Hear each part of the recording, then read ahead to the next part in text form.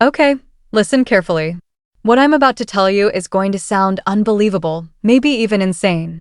But every word is true, and it still haunts me when I close my eyes at night. If something like this ever happened to you, please write it down in the comments below.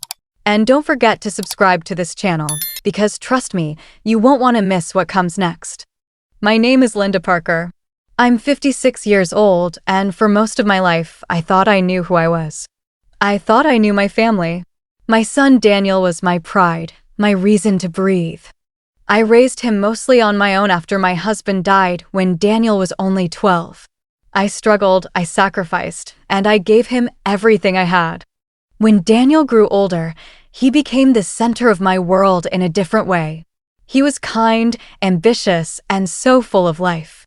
But when he married Juliet, a young woman I barely knew, something inside me shifted. I wanted to believe she would love him the way I did, that she would protect him, support him, cherish him. But instead, she destroyed him. The story I'm about to tell you began on the night of Daniel's funeral. Yes, my son's funeral.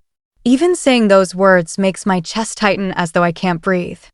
The church was filled with mourners, the smell of lilies clinging to the air, and every step I took down that aisle felt like my heart was shattering into smaller pieces.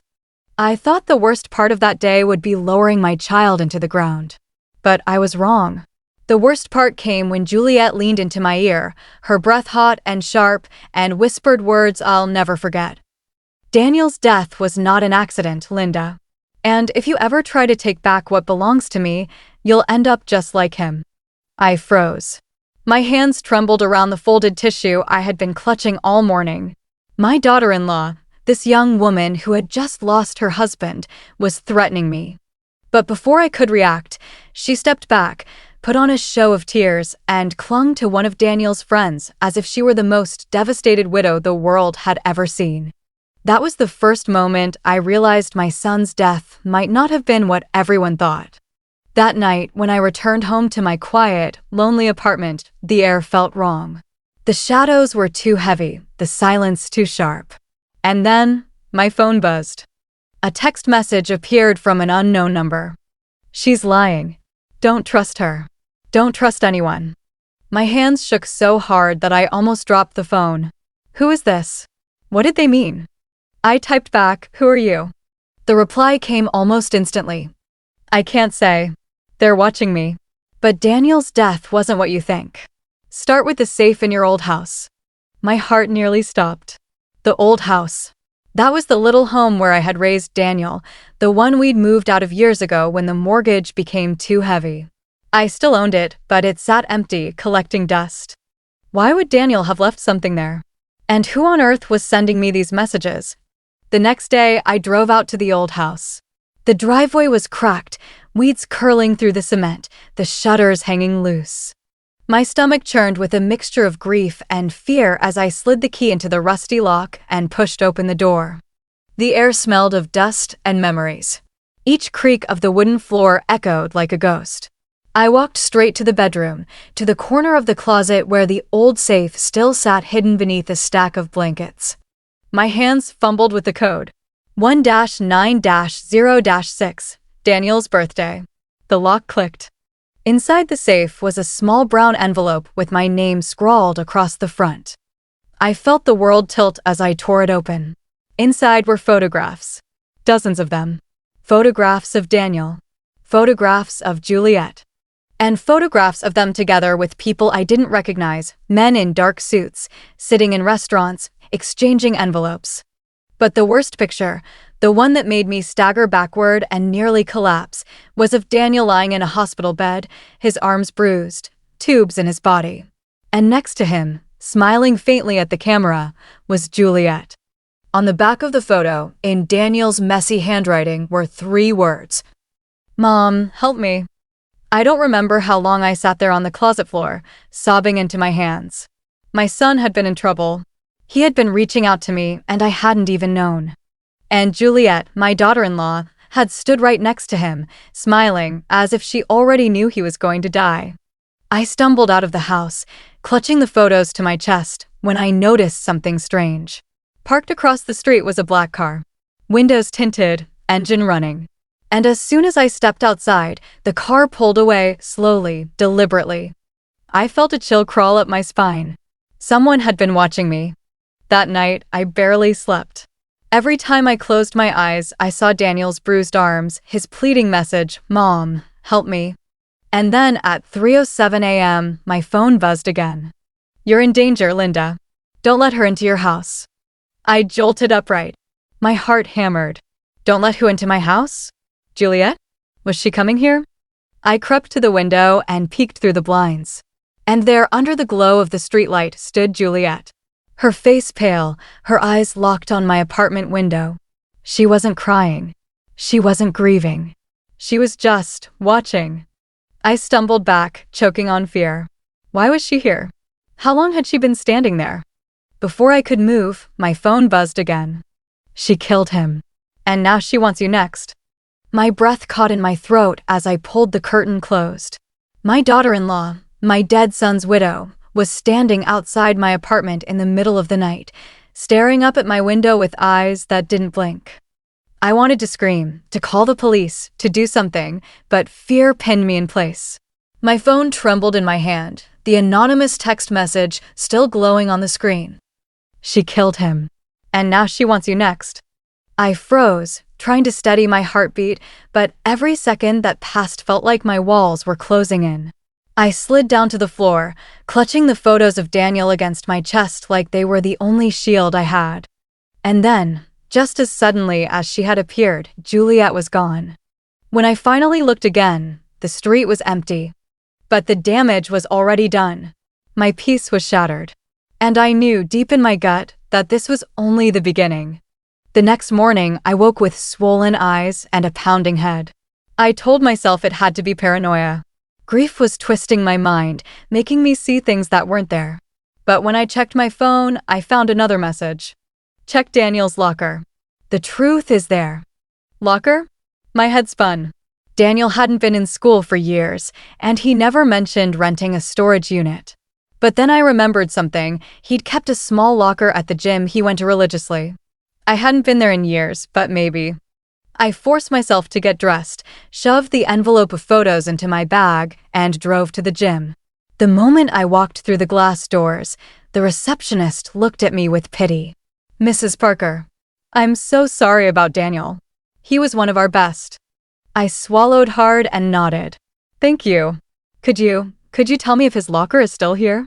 She hesitated, then said softly, "Of course. Let me get the key." The locker was small, cold, and smelled faintly of metal. My hands shook as I twisted the key and swung the door open. Inside was a single duffel bag. I pulled it out, set it on the bench, and unzipped it. What I saw made my blood run cold. Stacks of cash, neatly bundled, thousands of dollars. A black notebook filled with strange names, dates, and cryptic notes like "Delivery confirmed" and "Watch the pier." And at the bottom, a flash drive taped to the lining of the bag. I didn't understand. My son was a teacher. He wasn't rich. He wasn't connected to criminals. So why did he have all this money? Why was he keeping records like some kind of spy? My head pounded as I stuffed everything back into the bag. I wanted to believe there was an explanation, that Daniel was innocent.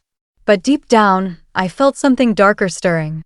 And then, just as I zipped the bag closed, my phone buzzed. Another message. "Take it and leave. Now. She's coming." My blood froze. I whipped my head toward the gym entrance.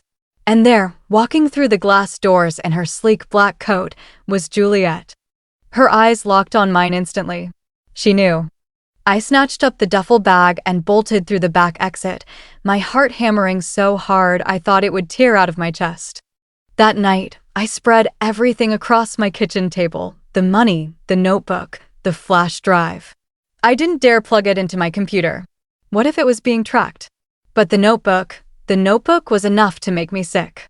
Names, dates, places, and at least half a dozen entries with Daniel's name written beside them. Was my son involved in something dangerous? Or had he discovered something and paid the price for knowing too much? I was still poring over the pages when I heard it, a soft click at my front door. My blood froze. Someone was trying to get in. I killed the lights, heart racing, and grabbed my phone.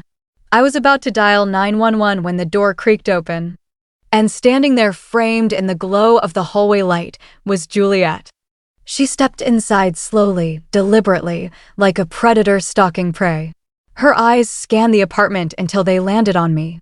"Linda," she said, her voice calm, almost sweet. "We need to talk." My hands shook as I held up my phone. "Get out. I'll call the police." Her lips curved into a smile that didn't reach her eyes. "Oh, Linda, you really think the police will believe you?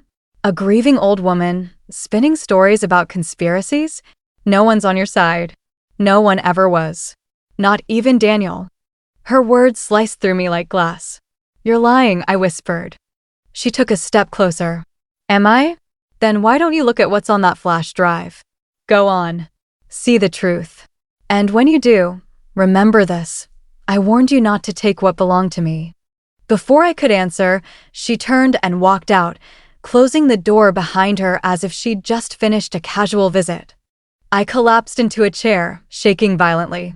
My entire body felt hollow. What was she talking about? What did she mean, what belonged to her? And why did I feel like there was a sliver of truth in her venomous words? Hours later, after pacing my apartment like a trapped animal, I finally plugged the flash drive into my laptop. The screen lit up with dozens of files, photos, documents, videos. And what I saw stole the breath from my lungs. Daniel, my sweet boy, meeting with strangers in dark alleys, accepting envelopes stuffed with cash, whispering into burner phones. But the last video was the one that broke me. Daniel sat in a dimly lit room, his face pale, his voice shaking. He looked directly into the camera. "Mom, if you're watching this, it means I didn't make it. I don't know how much time I have left. Juliet isn't who she says she is. None of them are. I tried to get out, but they wouldn't let me. Please, don't trust her. And don't trust anyone connected to me. They're all part of it. They'll come for you too. I'm sorry. I love you." The screen went black. I sat there in silence, tears streaming down my face as my world shattered all over again. My son had been trapped in something bigger than I could comprehend. And Juliet. Juliet had been in on it from the very beginning. The next week was a blur of fear. I barely left my apartment. Every time I stepped outside, I felt eyes on me. The black car appeared again, parked down the block. My phone buzzed with more anonymous messages. "You're running out of time. She won't stop until you're gone. The truth is bigger than Daniel. Bigger than you." I didn't know who to trust. I didn't know where to turn. All I knew was that I couldn't let Juliet win. And then, just when I thought I was breaking, one final message appeared. "Meet me at the cemetery. Midnight. Bring everything.